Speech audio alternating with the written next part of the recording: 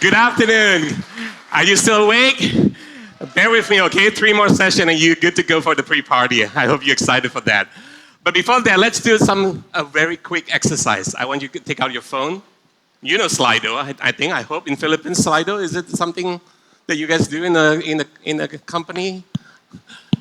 So just scan on it. If you're not able to scan, you can just go to slido.com and put a number there.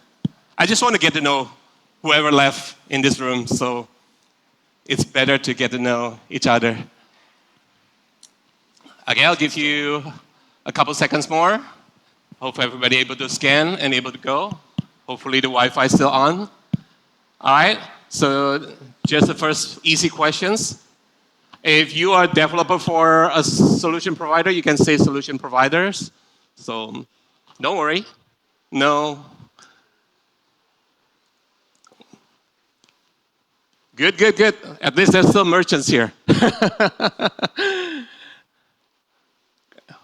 Wow, there's a lot of others. All right, I guess it's still going to be relevant to what I'm going to talk about. So one more question, still going up. Wow, okay. Let's do the next one. So for those that is merchants and solution providers, representing your clients, if you do business in Philippines, I'd like to know where are they do the business right now? Just do the ranking. I like to see. Every time I do in Malaysia, Indonesia, I always ask these questions.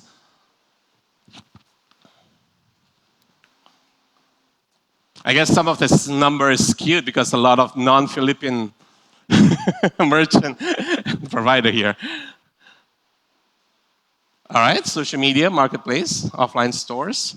Okay, because I guess a lot of the solution provider doing non-Philippine business, but I'll assume I speak with a couple of you. I think Philippines is very similar to Indonesia. I think marketplace should be more on the top than number 3 like this, but we'll go through. All right, so this is what we're going to talk about. So I'm going to share specifically about Southeast Asia. Obviously, my point of view, a lot of it driven by Indonesia, Malaysia, but with just a few interactions with a couple of merchants here and some of the developer here. So it seems like Philippines is on very similar. So you correct me if I'm wrong. But the key is like marketplace is still winning in this region. Whatever we like to say, it's still number 1. And then we're going to talk about how to deal with it as a merchant because it's both good and bad in a certain way, right? And we'll just go from there. So very quick, my name is Muliadi Jeo. I've been 15 years in Indonesia. I used to be in the States for 16 years, so it's quite long. And that's why I'm able to learn a lot in the initial phase of the e-commerce in the US. And I thought that when I came back to Indonesia, I can bring all this knowledge back in the region and say I'm the expert of e-commerce because I've already been 10 years in e-commerce. Oh boy, I'm wrong. I have to repeat everything, reset everything because e-commerce in Southeast Asia is completely different. But it's nothing surprising because if I just do very quick, some of the quick reasoning, right? I mean, the background of the e-commerce in Southeast Asia and in the US is very different. In the US, it's come from catalog business that's already established even years before the e-commerce is. So people already get used to buying stuff without seeing the items. They fax the order. I don't know if you're old enough from the US that you do that when you do the catalog ordering. So those motions is already there, but not in Southeast Asia. That's never happened. We all go to the market. We all go to the shop. That's what we love to do, right? Infrastructure. I mean, e-commerce requires shipping.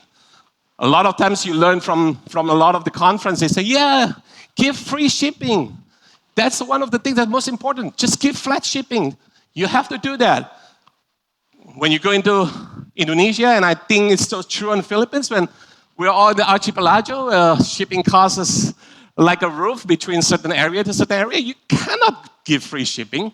If I don't try to ship from my Jakarta to Irian Jaya, the cost is easily 20 or 30 folds. No business can do that.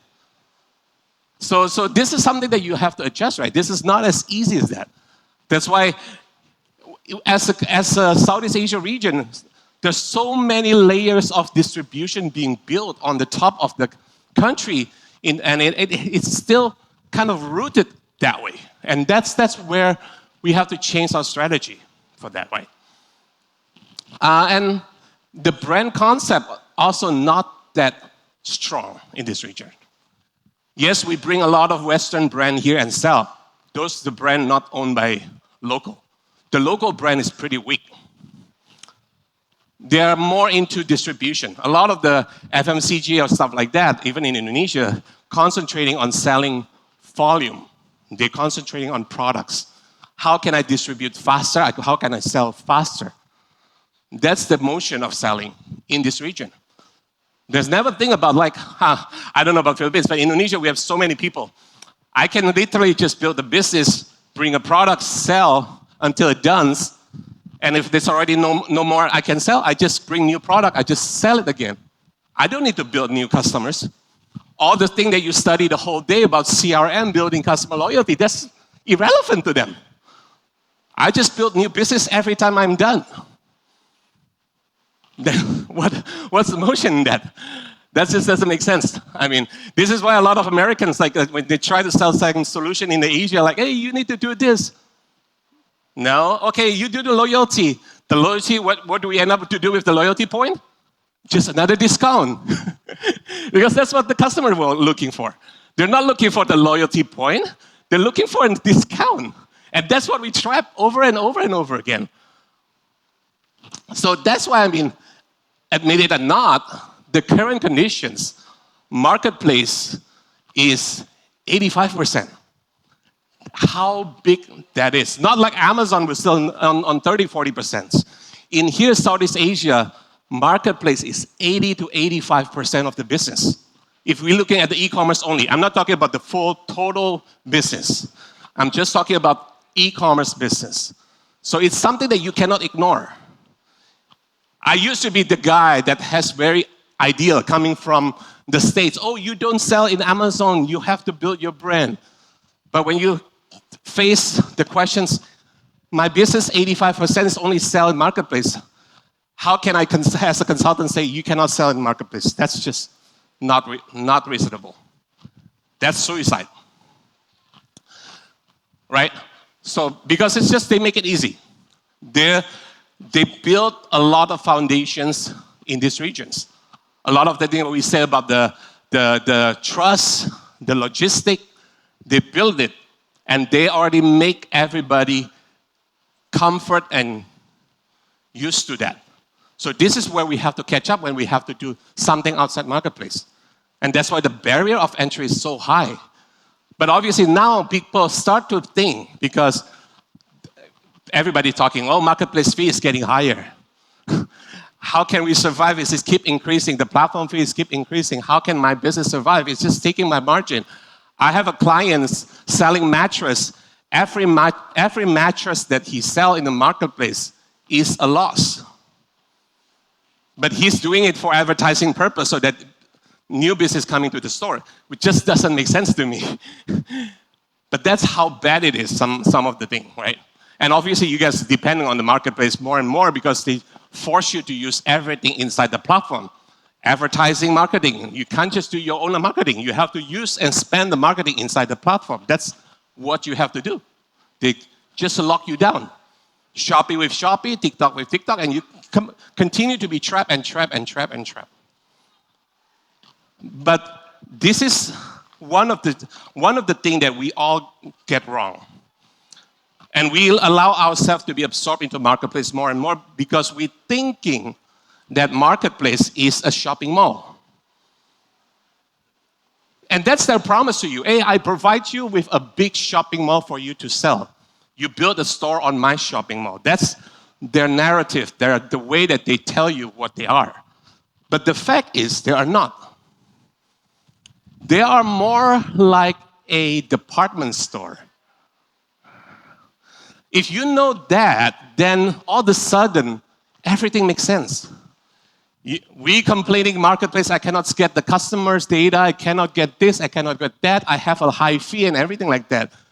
That's exactly department store is, right? And I have SM here, but not hard feeling. But that's just the way of the business, right? That's exactly what marketplace is. It's department store. They lock you in. The customer belongs to the department store. They will provide you what products sell good and things. That's exactly the motion of the department store. And the same thing with like modern market in general for the FMCG. So that's something that if we do it wrong, then all the strategies all go wrong.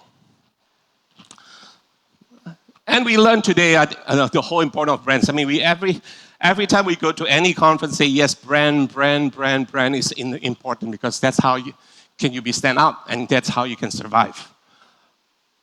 But anyway, the key is really how to make it a symphony.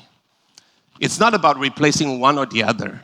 The fact you cannot replace one or the other is very different. It's not that you start bringing your own business in the store.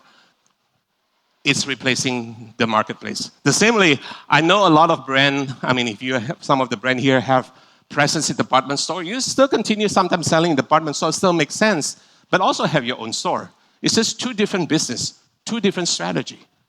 But you make it work, right? That's the same thing. When you work with marketplace and your own store, it's the same thing. So some of it, sometimes maybe you already know, like, oh, you can do some product strategy. This is just an example. It's not like the guidebook on how to do it, but just to give you some idea what to do it. Some people will make a differentiation. A lot of the in the offline, the same thing. Okay, the items that I sell in the department store is going to be different than the one that I have carry on my flagship store. Because it's catered for different audience. Maybe for the bargain hunter, we have special products. I have clients actually completely create a complete new line just for marketplace. Because they own the manufacturer, so they actually manufacture a completely new line just for the marketplace. Client like we have Asics and we also have like Levi's. They make sure that the top of the line or the new items come out always in the brand.com first. Never sell it on the marketplace. At the end, what we learn is something very easy. If you don't make it difference, they will just buy in marketplace. 100% for sure. If you make it, the price is the same, the product is the same, then they're gonna buy in marketplace. If nothing differences, that's not gonna work. A lot of my clients said, hey, I want to get out of marketplace. But then they're not brave enough to jump in to mix any even single differentiation because all my sales are there. Then yeah, it's never work. You're gonna do it another 5, 10 years, you're never gonna get out from marketplace in that sense. That's just not gonna work. I'm just gonna skip a lot because I have a limited time, but another thing is pricing, right? I mean, obviously with marketplace, we know that we have to follow the discount and everything like that because that's their motion. That's how they attract more sales. Everything has to be discounted, and obviously you guys get forced to participate because if you don't participate, then you're not able to perform, right? So this is where things get a little bit tricky. Exactly, that's why, I mean, if you, let's say if you have to sell the same product, then you have to have a little bit different on the way that you do the pricing. Maybe some of the things that they do a tier pricing, exclusive offers, like make the unit selling in a marketplace different than the unit selling on your own website. Maybe on the FMCG, the bundle, the special access to it, it's go from your own website, but not in the marketplace. So there's things that you can separate out. Discount, marketplace, obviously you cannot escape for discount, but in your own brand store, you can do more than just discount, right? I think this is where all the knowledge that you learn from a lot of lessons from the brand.com, that it's important that you build things beyond just discount. Maybe from the VIP treatment, knowing your customer, you can build something more than just a price discount, something more treatment to a certain product access, early access to product, certain discount, certain treatment maybe to an event, collaboration with a lot of different stuff. So there's a lot of activity you can do beyond just discount in your own D2C direct to customers. More personalizations, right? That you can do. You can do more personalization on your own website. This is how you collect your data of the customer and stuff like that. Very important. But you have to start there. At the end, I just want to give a couple sentences here. Obviously, we know that discount, yes, it's going to drive transactions. There's no doubt. Discount drives transactions. But the question is that bring loyalty, right? The answer definitely no. Loyalty only comes through the whole brand experience. That's why try to strategize. What's your long-term and what's your short-term? Use marketplace for fishing, but don't, after you get the fish, don't just throw it back to the sea. Try to groom it on your own pool. How can you groom that same customers? Use technology to connect the two. This is very important. How can you connect the right fish that you collect from the sea and then you can make it your own? So that's very important, that you leverage the data. And that's how you win this market. Thank you. And that's it.